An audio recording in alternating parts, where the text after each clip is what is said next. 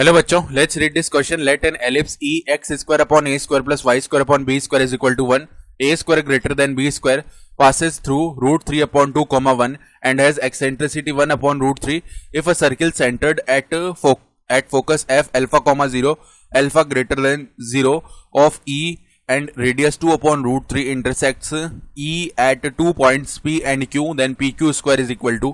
तो यहां से हमें pq square का वैल्यू बताना है. क्या होगा, स्टार्ट कर लेते हैं हमारे की कॉन्सेप्ट से. तो की कॉन्सेप्ट देखो क्या हो जाएगा. अगर एलिप्स ई की इक्वेशन कुछ इस तरीके की है, X square upon A square plus Y square upon B square is equal to 1, जहां पे ए स्क्वायर ग्रेटर देन है बी स्क्वायर से. तो इसके लिए जो एक्सेंट्रिसिटी ई का वैल्यू है वो किसके इक्वल आता है, root of 1 minus B square upon में ए स्क्वायर. साथ ही साथ इसका जो फोकस है, फोकस अगर हम लिखना चाहें इसका एक फोकस किस टाइप में आएगा, ए ई कॉमा 0. ठीक है, जहां पे ये जो ए ई है ये ग्रेटर देन 0 होगा, ए ई ग्रेटर देन 0, यानी पॉजिटिव एक्स एक्सिस पे हम इसका फोकस लिख रहे हैं तो ये आएगा. या ऐसे बोल सकते हैं, चलो ऐसे ही रहने देते हैं, on positive x axis, on positive x axis ये इसका फोकस आएगा. ठीक बात है. और उसके बाद देखो हमें बताया हुआ क्या है, हमें बताया हुआ एक्सेंट्रिसिटी 1 अपॉन रूट 3 है. तो ई का वैल्यू 1 अपॉन रूट 3 है. तो ई का फॉर्मूला लगा देते हैं, root of 1 minus B square upon A square, इसका वैल्यू है 1 अपॉन रूट 3. स्क्वायर कर दे बोथ साइड्स, तो 1 minus B square upon A square का जो वैल्यू है वो 1 अपॉन में 3 आ जाएगा. यानी B square upon A square का वैल्यू 1 माइनस 1 अपॉन 3 जो कि 2 अपॉन 3 होता है. तो B square upon A square का वैल्यू 1 माइनस 1 अपॉन 3 जो कि 2 अपॉन 3 होता है. इसका मतलब 2a स्क्वायर का वैल्यू किसके इक्वल आ गया, 3b स्क्वायर के इक्वल आ गया. इसको इक्वेशन 1 बोल लेते हैं. ठीक है. उसके बाद में हमें ये तो पता ही है कि जो एक्सेंट्रिसिटी है वो 1 अपॉन रूट 3 थी, और एलिप्स जो है वो पास कर रहा है रूट 3 अपॉन 2 कॉमा 1 से. तो अगर ये इस पॉइंट से पास कर रहा है तो ये पॉइंट इस एलिप्स की इक्वेशन में रखने पे सेटिस्फाई होगा ना. तो हम क्या बोल सकते हैं, satisfy root 3 whole root 3 upon 2 है. ठीक है, whole root 3 upon 2 comma 1 in ellipse equation, in ellipse equation. तो यहां से हमें क्या मिलेगा, एक्स स्क्वायर. तो एक्स स्क्वायर 3 अपॉन 2 और ए स्क्वायर हो गया नीचे, प्लस में Y square upon B square है, यानी 1 का स्क्वायर 1 अपॉन में B square is equal to 1 आ जाएगा. अब 2a स्क्वायर का वैल्यू उठा के 3b स्क्वायर रख देते हैं यहाँ पे. तो 3 अपॉन में 3b स्क्वायर प्लस में 1 अपॉन में b square is equal to 1. यहाँ से 3 से 3 डिवाइड हो गया, b स्क्वायर को एलसीएम ले लेंगे तो 1 प्लस 1 2 हो जाएगा, इज इक्वल टू 1 आ रहा है. यानी b स्क्वायर का जो वैल्यू है ना वो किसके इक्वल आएगा, 2 के इक्वल. जैसे b स्क्वायर का वैल्यू 2 के इक्वल आ गया तो यहाँ से a स्क्वायर क्या बन जाएगा, 3 मल्टीप्लाई में b स्क्वायर यानी 2 और अपॉन में 2, यानी a स्क्वायर का वैल्यू आ गया है 3. ठीक है, ए स्क्वायर का वैल्यू अगर 3 आ गया है तो ए का वैल्यू रूट 3 लिख सकते हैं. तो ए का वैल्यू अगर रूट 3 है तो अब फोकस लिख सकते हैं हम, यानी एफ की बात करें अल्फा कॉमा 0 है ना, तो एफ अल्फा कॉमा 0 किसके इक्विवेलेंट आएगा, ए ई कॉमा 0. ए का वैल्यू हमें पता है रूट 3 है और ई का वैल्यू 1 अपॉन रूट 3 है.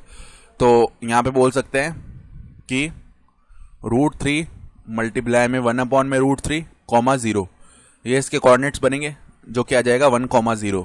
अब ये फोकस है ना, ये हमारे सर्किल का क्या है, सेंटर है. ठीक है, और साथ ही साथ रेडियस हमें पता है सर्किल की. तो सर्किल की स्टैंडर्ड इक्वेशन क्या होती है, x माइनस एच का होल स्क्वायर प्लस में y माइनस के का whole square is equal to R square, जहां पे h कोमा के तो सेंटर के कोऑर्डिनेट्स है. तो सेंटर के कोऑर्डिनेट्स हमें पता है 1 कॉमा 0 आ गए. तो सर्किल की इक्वेशन हम लिख सकते हैं ना, x माइनस 1 का होल स्क्वायर प्लस में y माइनस 0 का whole square is equal to R square. तो रेडियस तो हमें पता ही है 2 अपॉन रूट 3 है, उसका स्क्वायर कर दो तो 4 अपॉन में 3 आ जाएगा. तो ये आ गई सर्किल की इक्वेशन. इसको थोड़ा सा सिंप्लीफाई करके लिख लेते हैं, जो कि हो जाएगा एक्स स्क्वायर प्लस 1 माइनस में 2x प्लस में Y square is equal to 4 upon 3. ये आ गया है.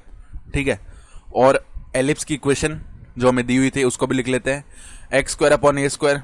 तो ए स्क्वायर का वैल्यू भी है हमारे पास, यहाँ पे एलिप्स की इक्वेशन लिख रहे हैं, एक्स स्क्वायर अपॉन में ए स्क्वायर का वैल्यू है 3 प्लस में Y square upon B square का वैल्यू भी है हमारे पास, जो कि किसके इक्वल आया था 2, इज इक्वल टू 1, यानी यहाँ से अगर एलसीएम ले लें 6 एलसीएम आएगा ना, तो 2x² प्लस में 3y² इज इक्वल टू 1, जिसका मतलब है 2x² प्लस 3y² का वैल्यू 6 के इक्वल आएगा। ठीक बात है। तो अब बस इन दोनों इक्वेशंस को सॉल्व करना है हमें।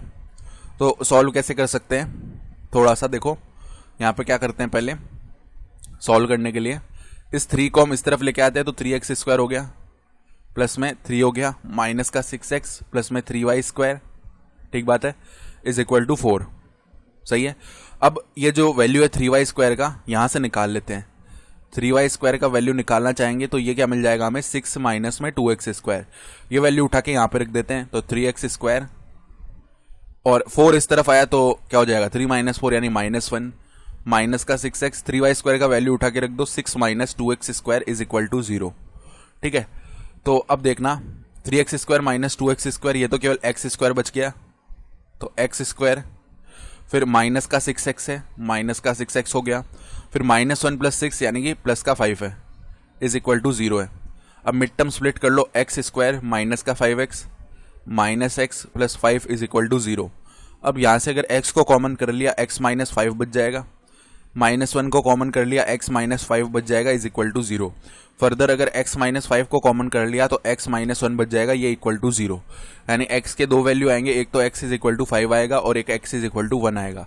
लेकिन एक बात ध्यान से देखो, जब हम x इज इक्वल टू 5 रखेंगे, कहाँ पे देखो, x इज इक्वल टू 5 अगर हम रख रहे हैं सर्किल की इक्वेशन में, ठीक है, तो यहां से अगर y² का वैल्यू लिखेंगे ना, तो देखो when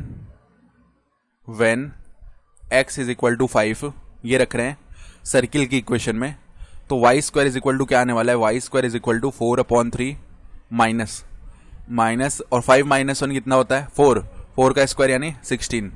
तो ये कितना बन रहा है हमारे पास, 4 माइनस में 16 मल्टीप्लाई में 3 यानी कि 48 अपॉन में 3, ये वैल्यू आ रहा है। तो इवेंचुअली ये वैल्यू -44/3 बन रहा है। तो y² का वैल्यू कभी भी नेगेटिव तो हो नहीं सकता, यानी x is equal to 5 is rejected. यहां से हमें कोई सॉल्यूशन नहीं मिलने वाला, ठीक है, तो ये हमने रिजेक्ट कर दिया। अब when x is equal to 1 इसकी बात कर लेते हैं, तो y² का वैल्यू कितना आएगा, 4/3 माइनस 1 माइनस 1 का स्क्वायर यानी कि 0 ही होता है। तो इसका मतलब y का जो वैल्यू है वो 2 आ जाएंगे, प्लस माइनस 2/√3 ये बन गया। अब हमारे पास जब x कोऑर्डिनेट 1 है ना, यानी कि इसको बना के देख लेते हैं, ज्योमेट्री से निकाल लेते हैं, क्योंकि हमें निकालना का क्या था क्वेश्चन में, हमें PQ² निकालना था। तो ये हमारे पास इंटरसेक्टिंग पॉइंट्स ही तो आए हैं, एक इंटरसेक्टिंग पॉइंट हो जाएगा 1,2/√3।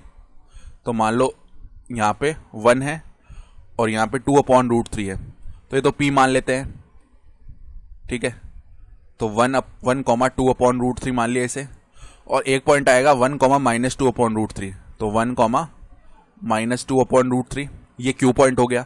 अब P और Q का जो x कोऑर्डिनेट है वो तो सेम है, तो जब x कोऑर्डिनेट सेम हो और दोनों पॉइंट्स के बीच की डिस्टेंस लिखनी हो तो बस लेंथ नाप लेते हैं। तो यहाँ से यहाँ तक की लेंथ 2/√3, यहाँ से यहाँ तक की लेंथ 2/√3 है, तो PQ कितना हो जाएगा, 2/√3 प्लस 2/√3 जो कि 4/√3 हो जाएगा। तो ये तो PQ का वैल्यू है। अब अगर PQ² लिखना चाहते हैं तो हो जाएगा 16/3। तो अगर PQ² के लिए करेक्ट ऑप्शन देखेंगे तो ऑप्शन ए जो है यहाँ से सही हो जाएगा। I hope you understood this explanation. Best of luck.